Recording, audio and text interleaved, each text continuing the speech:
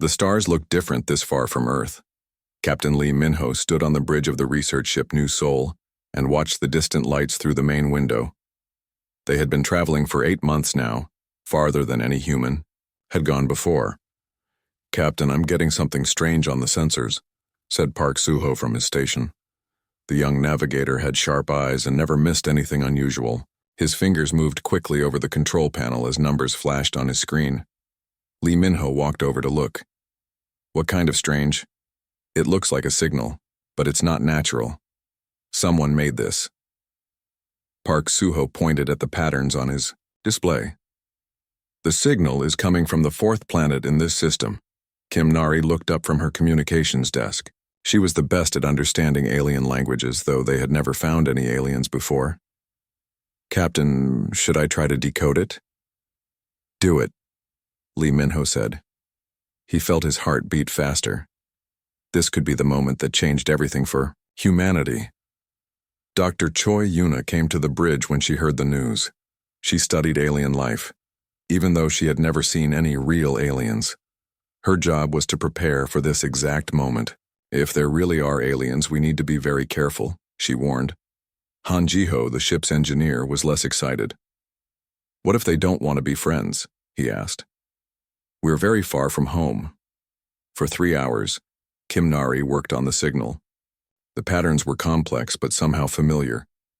Finally, her computer made a breakthrough. "Captain, you need to hear this," she said. The bridge speakers crackled to life. A voice spoke in perfect Korean. "Greetings, humans of the ship New Seoul. We are the Veltar. We have been watching your transmissions for many years. We wish to meet you." Everyone on the bridge went silent. Lee Min-ho felt a chill run down his back. How did they know Korean? How did they know their ship's name? "We invite you to visit our world," the voice continued. "We desire cultural exchange with your species. Please respond if you wish to accept our friendship." Oh Taewon, the security chief, entered the bridge just as the message ended. He was a careful man who always thought about danger first.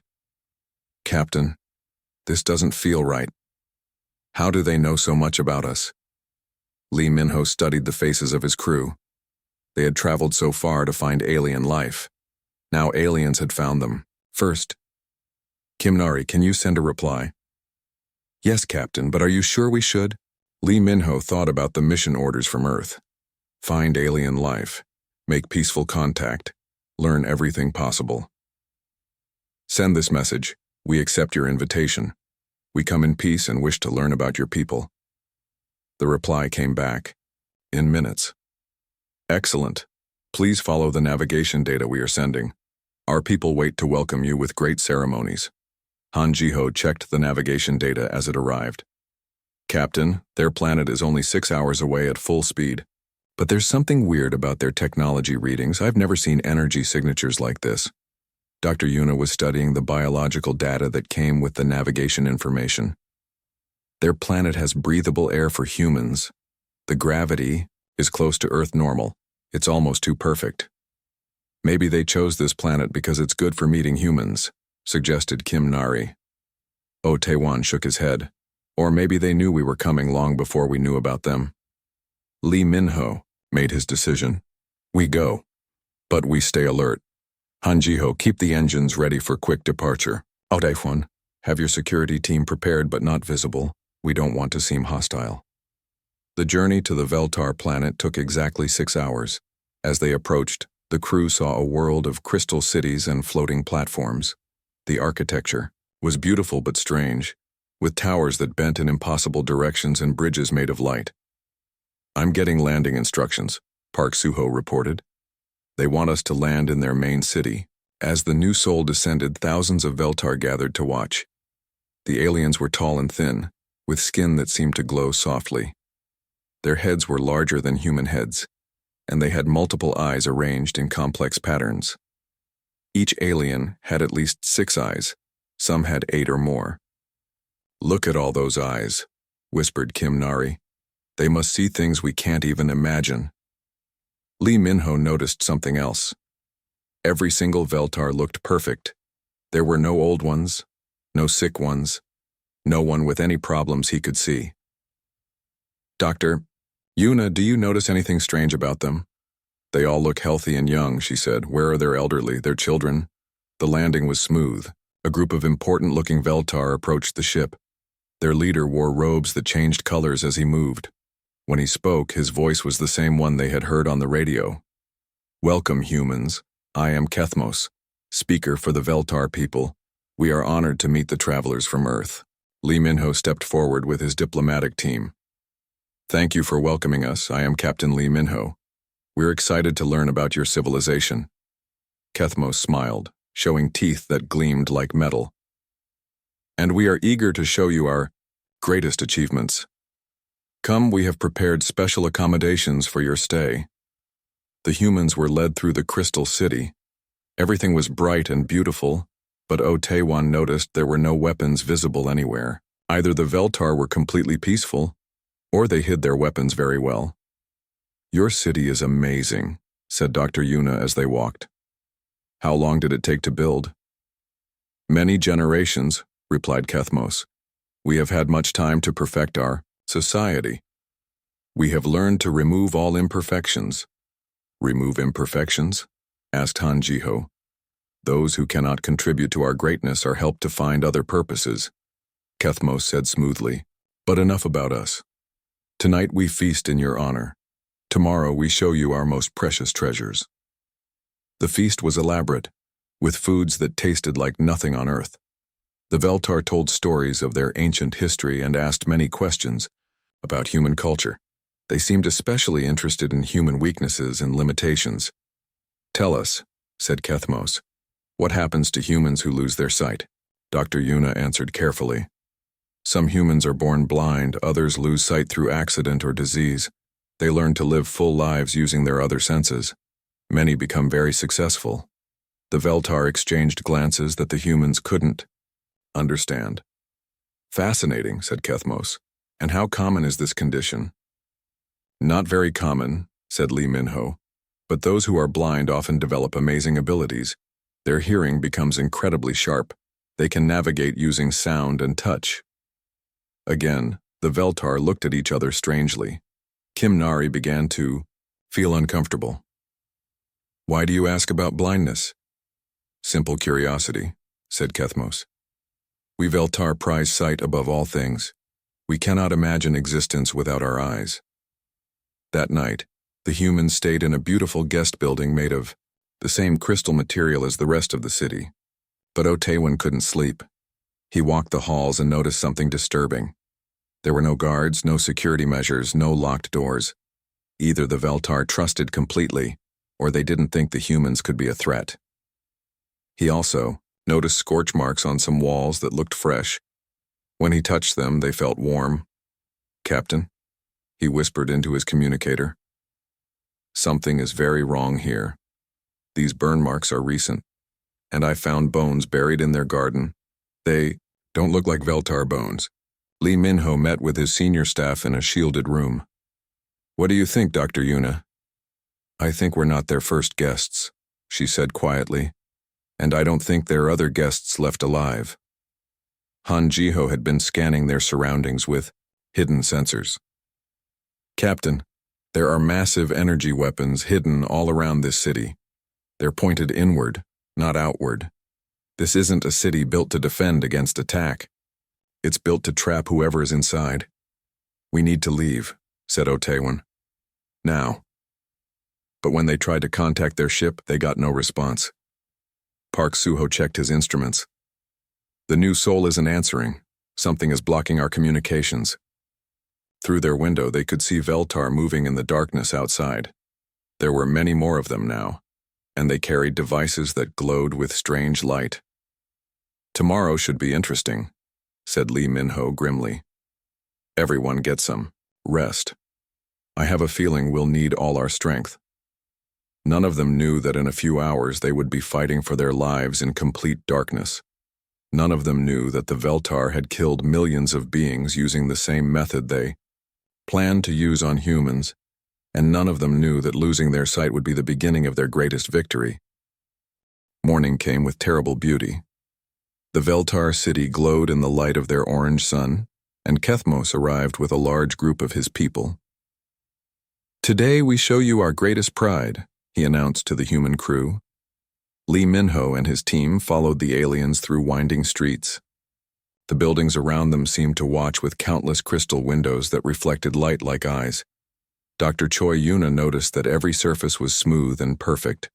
There were no cracks, no wear, no signs that anyone had ever struggled here. "Where are we going?" asked Kim Nari. "To our Museum of Achievement," replied Kethmos. His multiple eyes gleamed with excitement. "We have collected treasures from across the galaxy." The museum was a massive dome that rose high above the other buildings. As they walked inside, Han Jiho felt his scanner buzzing against his belt. The energy readings here were off the charts, but he kept quiet. The first hall contained beautiful artifacts from many different worlds, strange sculptures, colorful paintings, and devices that hummed with unknown power. "These are lovely," said Dr. Yuna. "Did you trade for them?" Kethmos made a sound that might have been laughter. "In a way. Each piece comes from a species we have encountered." "Would you like to know more about how we acquired them?" Taewon noticed that some of the displays looked like weapons. Others looked like personal items, jewelry, tools, things that someone would carry every day. "These look like they belong to people," he said. "Very observant," said Kethmos. "Each species had their own character, their own strengths, but they all shared one critical weakness." They entered a second hall, and Lee Minho stopped walking. The walls were covered with images of different alien species. Under each image was text in the Veltar language, but the pictures told a clear story. These were before and after photos. The before pictures showed healthy, active aliens living normal lives. The after pictures showed the same aliens crawling on the ground, reaching blindly, their eyes burned and empty. "What is this?" demanded Lee Minho. Kethmos turned to face the humans. His expression had changed completely. The friendly welcome was gone, replaced by cold pride. "This is our true history. For 1,000 years we have traveled the galaxy, meeting new species. We study them, learn their weaknesses, and then we perfect them." "Perfect them how?" asked Dr. Yuna, though she was beginning to understand. "Every intelligent species in the galaxy depends on sight," Kethmos explained. "It is their greatest strength and their fatal flaw. When we remove their ability to see, they become helpless. They cannot fight, cannot work, cannot even feed themselves properly. Within days, they beg us to end their suffering." Kim Nari felt sick. "You blind them and then kill them?" "We free them from the burden of imperfect existence," said Kethmos, "and we preserve their achievements for the galaxy to remember. Is this not merciful?" Han Jiho's hand moved slowly toward his communicator, but Taewon caught his eye and shook his head slightly. They were surrounded by Veltar now, and more were entering the hall. "How many species have you done this to?" asked Lee Minho. Kethmos gestured proudly at the walls. 217 species across 43 star systems. Each one thought they were strong. Each one learned they were wrong. Park Suho was counting the displays. "All of these people, they're all dead?" "Their suffering ended quickly," said Kethmos. "Once they could not see, they had no will to fight. Most surrendered within 2 days. The stubborn ones lasted perhaps a week." Dr. Yuna's scientific mind was working despite her horror. "But how do you blind them? What technology could affect so many people at once?" Kethmos smiled his metal-toothed smile. "The same technology that is now charging above your heads." The humans looked up. Hidden in the ceiling of the museum were massive devices that hummed with growing energy. Lights began to flash in patterns that hurt to look at. "Neural disruptors," explained Kethmos. "They target the brain areas that process vision. The effect is instant and permanent. Your species will be number 218. Taewon reached for his weapon, but Kethmos raised one hand. "Please do not struggle. It only makes the process more painful." "Why are you doing this?" shouted Lee Minho. "We came in peace." "Because you are here," said Kethmos simply. "Your species has spread to many worlds. You build ships that cross the void. Soon you would find other species and interfere with our work. Better to stop you now." The devices in the ceiling began to glow brighter. The humming sound grew louder, making the humans' teeth ache. "Wait," said Dr. Yuna desperately. "You said, you study each species first. What did you learn about humans?" Kethmos tilted his head, considering. "Humans are weak individually but strong in groups. You adapt quickly to new environments. You solve problems in unexpected ways. You are more dangerous than most species we have encountered." "Then why do you think blinding us will work?" asked Kim Nari. "Because it always works," said Kethmos. "No species can function without sight. Your human history shows this clearly. Your own people fear blindness above almost all other disabilities." Han Jiho felt the energy building in the room. His skin began to tingle. "How long do we have?" "3. "Process takes 30 seconds, said Kethmos. "Then you will have 72 hours to surrender before we end your suffering permanently." "And if we don't surrender?" asked Otewan. "No species has ever lasted more than 48 hours, said Kethmos. "You will beg us to finish what we started." The devices reached full power. Lee Minho grabbed Kim Nari's hand. "Everyone stay together," he shouted over the growing noise. "One last thing," called Kethmos over the sound. "We have already sent ships to your Earth. In 6 months, every human in your home system will join you in darkness. Your species dies today." The neural disruptors fired. The world exploded in white light so bright it seemed to burn through their closed eyelids. Pain shot through their heads like lightning. Lee Minho felt his knees hit the floor. Around him, he heard his crew crying out in agony.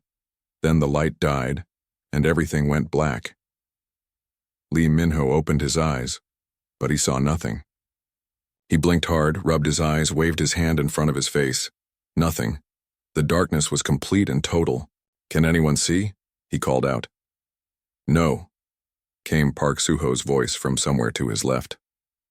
"Nothing," said Kim Nari. She sounded like she was crying. "I can't see anything," said Dr. Yuna. "Same here," said Han Jiho and O Taewon together. Around them, the Veltar were talking in their own language. Lee Minho could hear them moving, but he couldn't tell where they were or how many. "Humans," called Kethmos. "Can you see?" "You know we can't," said Lee Minho. He tried to stand up and almost fell over. Without sight, even standing felt dangerous. "Good. The process was successful. You now have 72 hours to consider your situation. When you are ready to surrender, simply call out. We will be listening." The sounds of Veltar footsteps faded away, leaving the humans alone in the darkness. "Is everyone okay?" asked Lee Minho. "I mean, besides the obvious." "I think so," said Dr. Yuna. "The pain is gone. It's just dark."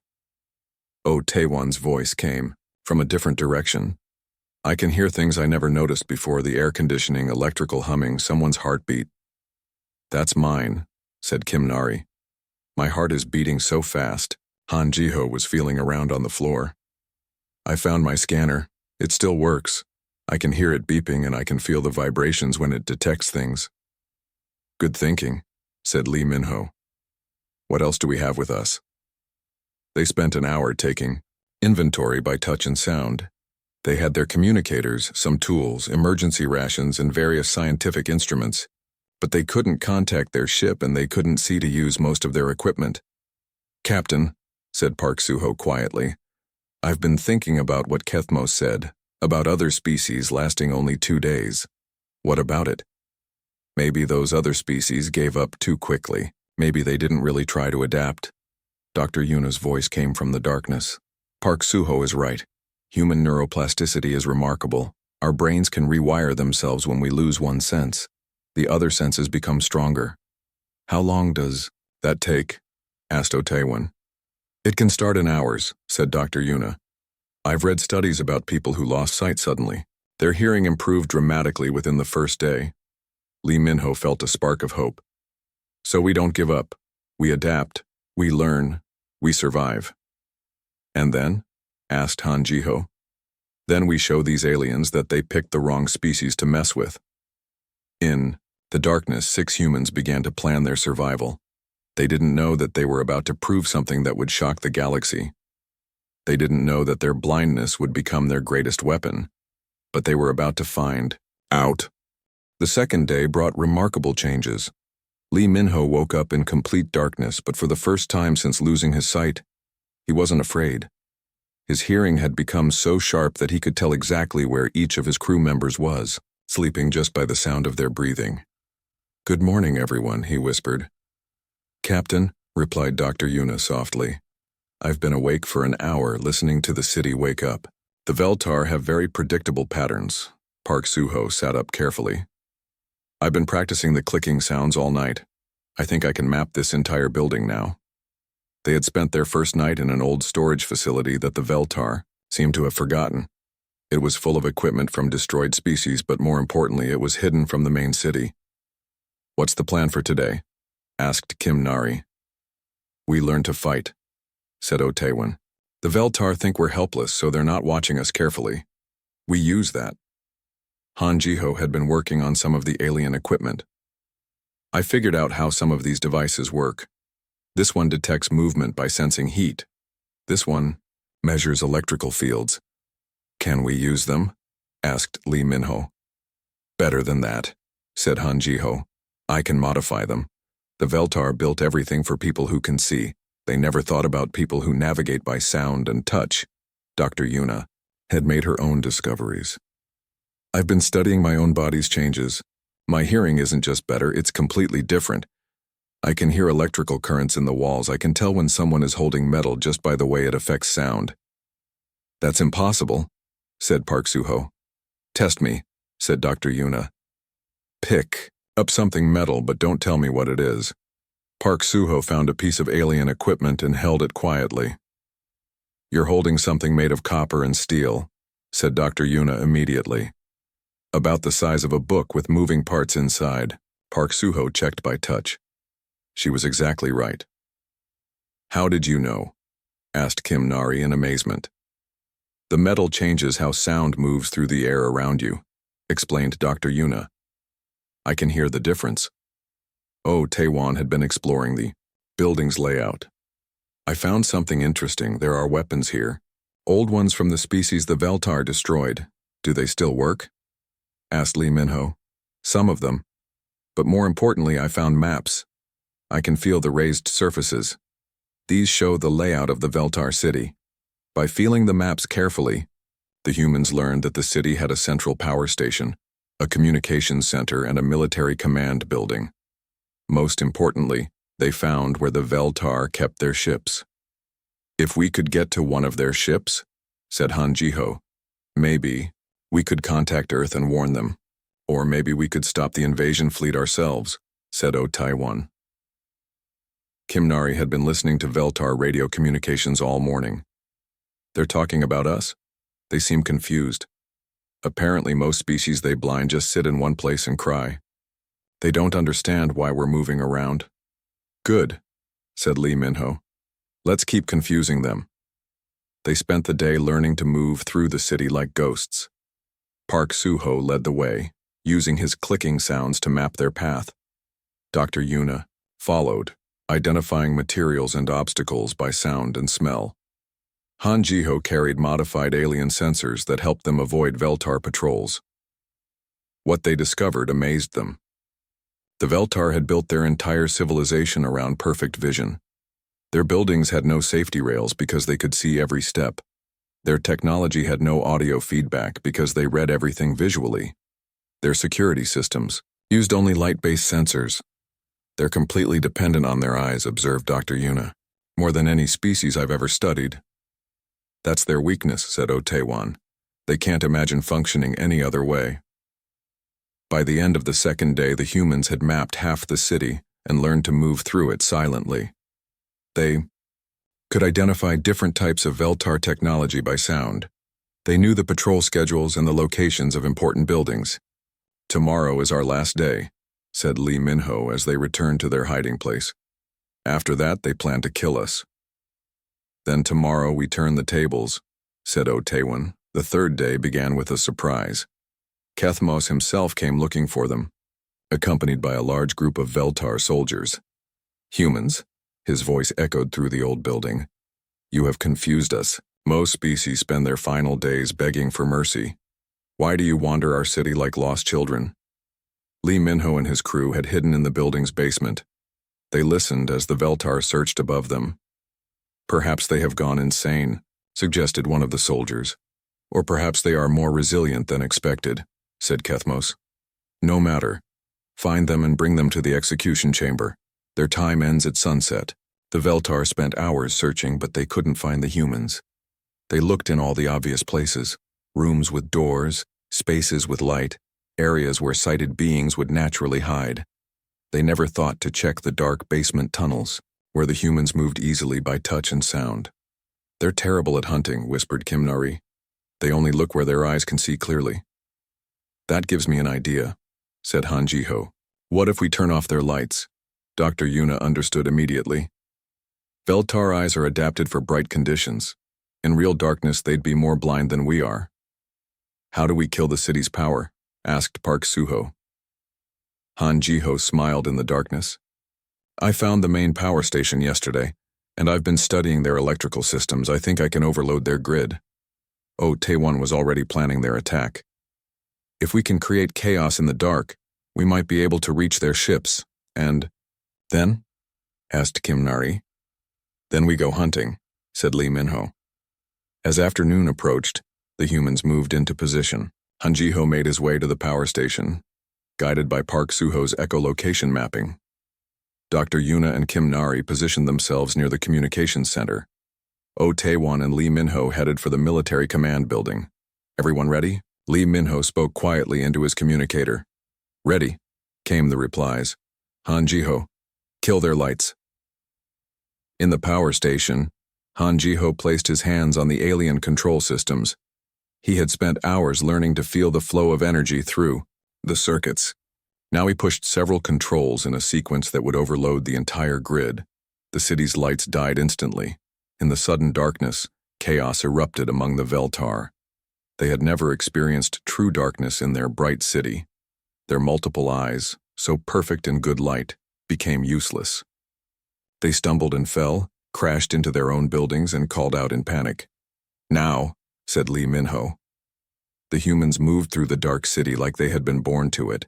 They could hear every Veltar, smell their fear, feel the vibrations of their confused movements. The aliens were completely helpless.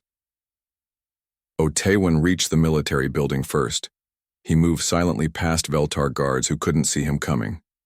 Inside, he found weapon controls and began shutting down the city's defenses. Dr. Yuna and Kim Nari took over the communications center. Kim Nari worked quickly to contact their ship, while Dr. Yuna studied the Veltar's messages to the invasion fleet. Captain, Kim Nari's voice came through the communicator. I've reached the New Sol. The ship is okay, but they've been trying to contact us for 2 days. Tell them to prepare for immediate departure, said Lee Minho, and send a warning to Earth about the invasion fleet. Park Suho had reached the spaceport.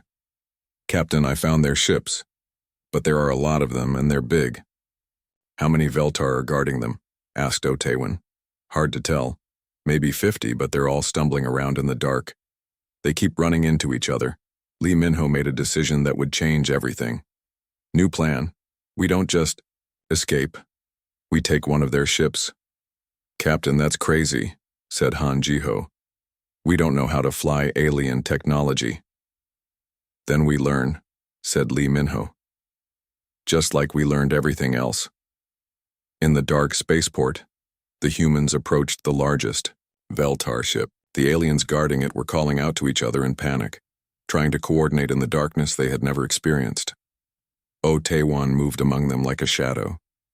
His military training had taught him to fight in low light. But this was different. This was like being invisible. He disabled the guards one by one using pressure points and silent takedowns. Guards are down, he reported quietly. The humans entered the Veltar ship. Inside, everything was designed for visual control. Lights and displays covered every surface. But Han Jiho had learned to read alien technology by touch and electrical signature. "Give me 10 minutes," he said, running his hands over the control panels. Outside, more Veltar were arriving, but they couldn't see the humans or coordinate their search. They bumped into each other, gave conflicting orders, and generally created more confusion. "I think I understand their basic systems," said Han Jiho. "This ship can fly and it has weapons, lots of weapons." "Can you reach the invasion fleet?" asked Lee Minho. "This ship is fast enough," said Han Jiho. "But Captain, there are dozens of ships in that fleet. We're just 6 people. 6 people who can fight in the dark," corrected Dr. Yuna. Park Suho was studying the ship's navigation systems by touch. "I can get us there. The Veltar navigation works by stellar positioning. I can feel the star charts. As their stolen ship powered up, Kethmos's voice came over the city's emergency broadcast system. "Humans, you cannot escape. Return now and your deaths will be quick." Space felt different when you couldn't see the stars. Lee Minho sat in the captain's chair of the stolen Veltar ship, listening to the hum of alien engines and the quiet sounds his crew made as they worked. 3 days ago, he had been a normal ship captain. Now he was flying blind through space, hunting an invasion fleet that wanted to destroy humanity. "How far to the fleet?" he asked. Park Suho had his hands on the navigation controls. "About 6 hours at current speed. I can feel the gravitational signatures of their ships through the sensor array." Han Jiho was deep inside the ship's systems, learning how everything worked by touch and electrical vibration. "Captain, this ship has incredible weapons, energy cannons, missile systems, something called a neural disruptor array." "The same weapons they used on us?" asked Dr. Yuna. "Bigger versions," said Han Jiho. "These are designed to blind entire planets." Kim Nari was monitoring communications from both the Veltar fleet and their homeworld. "The invasion fleet doesn't know what happened in the city yet. They're still expecting a report from Kethmos." "And Kethmos?" asked Otewan. "Still trying to restore power to the city. And still looking for us." Kim Nari smiled in the darkness. "He sounds very angry."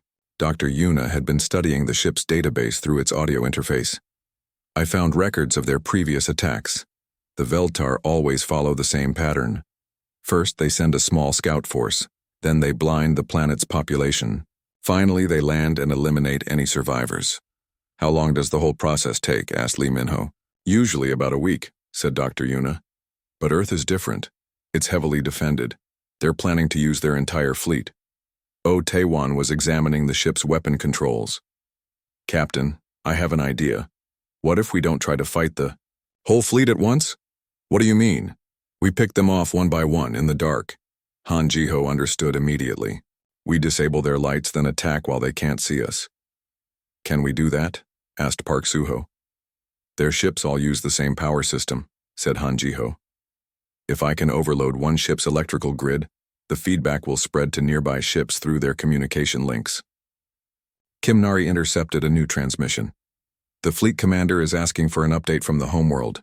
He wants to know if the human prisoners have surrendered yet." "Let's give him an answer he won't expect," said Lee Minho. 4 hours later, they found the Veltar invasion fleet. 67 ships of various sizes, all heading toward Earth. The largest ships carried enough neural disruptors to blind every human on the planet. "They're maintaining communication silence," reported Kim Nari. "Only the command ship is sending signals." "Perfect," said Otewan. "They won't be able to coordinate once we start our attack." Han Jiho had finished preparing their first weapon. "I've modified our neural disruptor array. Instead of targeting biological vision, it will overload their ship's optical systems. Their computers won't be able to process visual data." "Will that blind their sensors?" asked Dr. Yuna. "Better. It will make their computers think they're seeing things that aren't there. False targets, phantom asteroids, ships that don't exist." Lee Minho gave the order. "Target the command ship first." The modified neural disruptor fired silently. On the Veltar command ship, every screen began showing false information. Their sensors detected human fleets that weren't there, asteroids on, collision courses, and enemy weapons that existed only in their computers' confused minds. "What is happening?" demanded Fleet Commander Zarthek. Navigation report. Sir, our sensors show multiple human battle fleets surrounding us, replied his navigator. That's impossible. Humans don't have ships in this sector. But the Veltar computer systems insisted the threats were real. Automatic defense systems began firing at empty space. Ships changed course to avoid phantom asteroids. The neat formation of the invasion fleet dissolved into chaos. Now we hit their power systems, said Han Jiho. He sent an electrical surge through the Veltar communication network. One by one, ships began losing power. Emergency lighting failed. Command systems shut down. In the darkness of space, the Veltar found themselves as blind as their victims usually were. This is incredible, whispered Kim Nari, listening to the Veltar emergency channels. They're completely panicked. They can't see their own ships, let alone find us. The humans began their hunt. Taewon guided their ship toward the largest Veltar vessel. In the darkness, they moved silently, using only passive sensors that detected heat and gravity. The Veltar ship drifted helplessly, its crew struggling, with systems that no longer responded properly. Weapons locked on target, reported Taewon. Fire, said Lee Minho. Their energy cannons cut through the Veltar ship like it was made of paper. The aliens had never designed their ships to fight in complete darkness. They had no backup systems, no manual controls, no way to operate without their visual displays. One ship down, 66 to go. X2. Next target, said Park Soo-ho, already guiding them toward another disabled vessel. The hunt continued for hours. The humans moved through the dark fleet like a predator among prey. Each Veltar ship they destroyed sent panic signals to the others. But the aliens couldn't coordinate a response. How are they finding us in the dark? One Veltar captain transmitted desperately. Unknown, came the reply from another ship. Our sensors show nothing. Dr. Yuna was monitoring the biological effects on the Veltar crews. Their stress levels are off the charts. They've never experienced this kind of helplessness. Now they know how their victims felt, said Taewon grimly. As the human ship destroyed its 10th Veltar vessel, Fleet Commander Zarthek finally understood what was happening. The humans, he transmitted to his remaining ships. Somehow the humans escaped. They're hunting us. How is that possible? Replied one of his captains. They were blinded. No species can function after neural disruption. Apparently humans can. Kim Nari intercepted something that made her heart race. Captain, they're trying to contact Kethmos on the homeworld. They want to retreat. Can they reach him? Asked Lee Minho. No. The power grid is still down from when Han Jiho overloaded it. Their homeworld is silent. The Veltar fleet was breaking apart. Some ships tried to flee toward their home system. Others attempted to continue toward Earth. A few tried to hunt for the human ship, but they were searching blindly while their prey could track them perfectly. 30 ships left, reported Taewon after another successful attack. They're scattering. In all directions, said Park Soo-ho. Some are heading for Earth, others running home. Lee Minho had to make a choice. We can't chase them all. Which ones are the biggest threat to Earth? Dr. Yuna had been analyzing the remaining ships. The 5 largest vessels. They carry the planet-wide neural disruptors. Then those are our priority targets. The humans changed course toward the ships heading for Earth. These were the fastest and most dangerous vessels in the Veltar fleet. But they were also running blind through space. How do we catch ships that are faster than us? Asked Kim Nari. We don't chase them, said Taewon. We get ahead of them. Park Soo-ho calculated the flight paths. I can predict where they'll be in 2 hours. If we take a shortcut through that asteroid field, we can intercept them. An asteroid field? Said Han Jiho nervously. In the dark? We navigate asteroid fields better than they do now, said Dr. Yuna. We use sound, gravity sensors, and magnetic field detection. They only use their eyes. The human ship dove into the asteroid field. Around them, massive rocks tumbled through space, each one a potential collision. But Park Soo-ho guided them through using gravitational readings and Han Jiho's modified sensors. Behind them, 2 Veltar ships tried to follow. Both crashed into asteroids within minutes. Their pilots can't adapt, observed Dr. Yuna. They're trying to fly the same way they always have. But it doesn't work in the dark. 2 hours later, they emerged from the asteroid field directly in the path of the 5 largest Veltar ships. The alien vessels were flying in a straight line toward Earth, confident that nothing could stop them. "All weapons ready," said Otaewon. "Wait," said Lee Minho. "I want to send them a message first." Kim Nari opened a communication channel to the Veltar fleet. "Veltar ships, this is Captain Lee Minho of Earth. You made a mistake when you blinded us.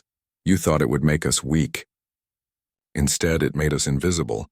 The reply came from Fleet Commander Zarthek himself. "Impossible. No species can function without sight. You are bluffing." "Look around you," said Lee Minho. "Count your ships. We've destroyed half your fleet and you never saw us coming."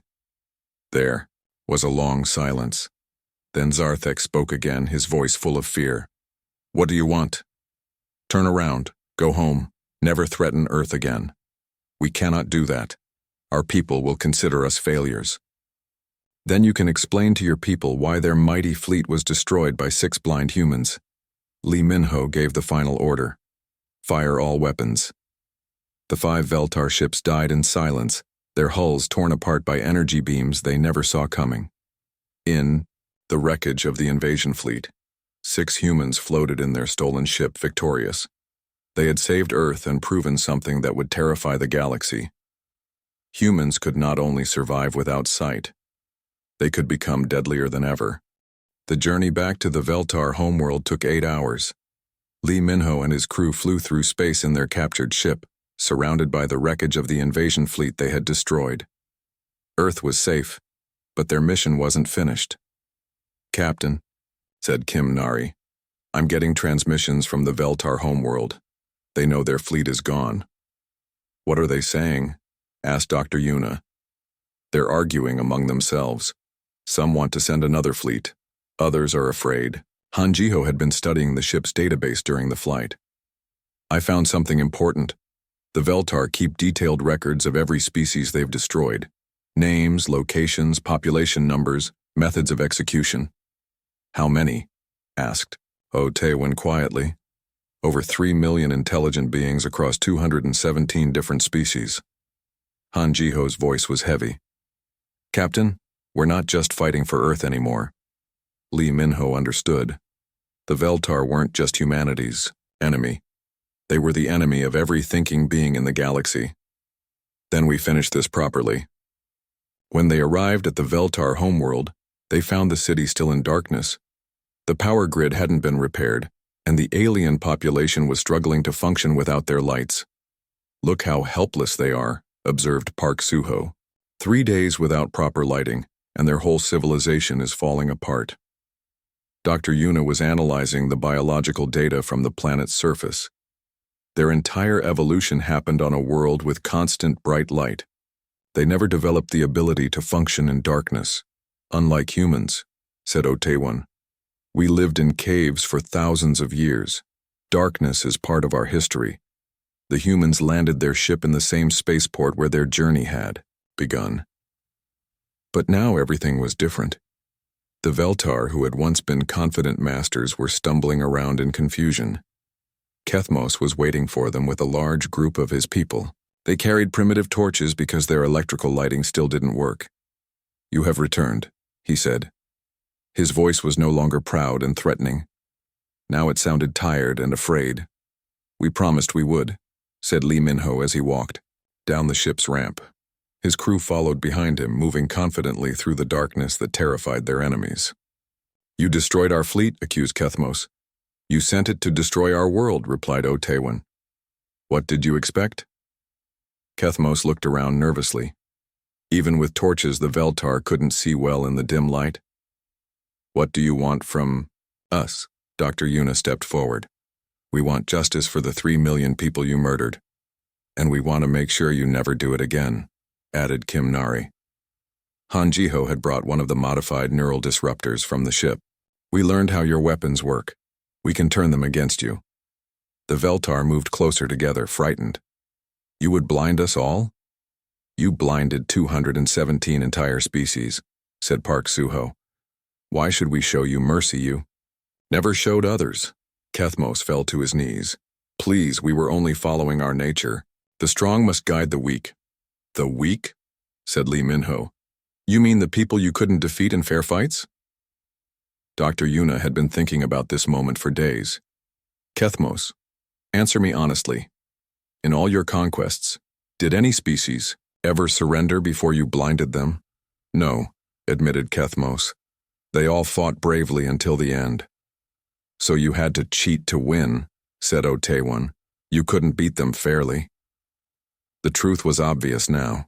The Veltar weren't superior warriors or a master race. They were just bullies with advanced weapons who picked on people they could hurt safely. What happens now? Asked one of the other Veltar. Lee Minho looked at his crew. They had discussed this during the flight home. We give you a choice. You can face justice for your crimes, or you can try to make up for what you've done. How could we possibly make up for so much death? Asked Kethmos. Dr. Yuna answered. Help us contact the survivors. Survivors? Kethmos looked confused. There are no survivors, we made sure of that. You made sure the homeworlds were destroyed, said Kim Nari. But some people from those species might have been traveling, living on other worlds, serving on ships in deep space. Hanjiho nodded. We want you to send messages across the galaxy. Tell everyone what you did. Help us find the people whose families you destroyed. And then? Asked Kethmos. Then you spend the rest of your lives helping them rebuild, said Lee Minho. You use your technology and resources to give back what you took. The Veltar looked at each other uncertainly. And if we refuse? Otewan raised the neural disruptor. Then you join your victims in permanent darkness. But that would destroy our civilization, protested one of the Veltar. We cannot function without sight. Neither could the species you murdered, said Dr. Yuna coldly, but somehow you expected them to. Kethmos was quiet for a long time. Finally, he spoke. If we agree to your terms, what guarantee do we have that you won't blind us anyway? You don't, said Lee Minho simply. You'll have to trust us, just like all your victims had to trust you. The irony wasn't lost on anyone. The great killers of the galaxy were now begging for mercy from 6 blind humans. We accept your terms, said Kethmos finally. Over the following days, the humans worked with the Veltar to send messages across the galaxy. The transmissions told the truth about the Veltar's crimes and asked any survivors to make contact. The responses started coming within hours. Ships full of refugees who had escaped their homeworld's destruction. Space stations where small groups had hidden for decades. Colonies that had been founded just before their parent civilizations were destroyed. There are thousands of survivors, said Kim Nari in amazement. Maybe tens of thousands. The Veltar weren't as thorough as they thought, said Dr. Yuna. As the reunion process began, word of the humans' victory spread throughout the galaxy. The species that had feared the Veltar for centuries couldn't believe the news. 6 blind. Humans destroyed the entire invasion fleet? Asked one alien captain. And forced the Veltar to surrender without firing a shot, confirmed another. How is that possible? The answer came from an unexpected source. Kethmos himself began telling the story to anyone who would listen. How the humans had adapted to blindness in days instead of dying. How they had turned the Veltar's greatest weapon into their own advantage. How they had fought and won while unable to see. We thought sight was everything, Kethmos admitted in one broadcast. We never imagined a species that could become stronger without it. 6 months later, Lee Minho stood on the bridge of a new Earth ship. The Enhanced was built using both human and Veltar technology. Its crew included both sighted and blind officers working together. Captain, said Park Suho from the navigation station, we're receiving a distress call from the Rigel system. Pirates are attacking a refugee convoy. Pirates? Asked Kim Nari. Not the Veltar, said Park Suho. These are a different species. They've heard about our victory and they want to test themselves against humans. Dr. Yuna smiled. They want to see if the stories are true. Then let's show them, said Otewan. As the Enhanced changed course toward Rigel, Lee Minho thought about how much had changed. The Veltar were now working to rebuild the civilizations they had destroyed. Earth had become the center of a growing alliance of refugee species, and humanity had earned a new reputation in the galaxy. They were no longer just explorers or diplomats. They were the species that couldn't be broken, couldn't be stopped, and couldn't be defeated by taking away their sight. "Captain," said Han Jiho from his engineering station, "should I prepare the darkness protocols?" "Always," said Lee Minho. "Other species fight with light and vision. We fight with sound and touch and the absolute certainty that we will never surrender." The Enhanced disappeared into the black void between stars, carrying its crew toward another battle. Behind them, the galaxy was learning a new truth. Humans were dangerous when they could see, but they were terrifying when they couldn't. And every species that tried to test that truth learned it far too late.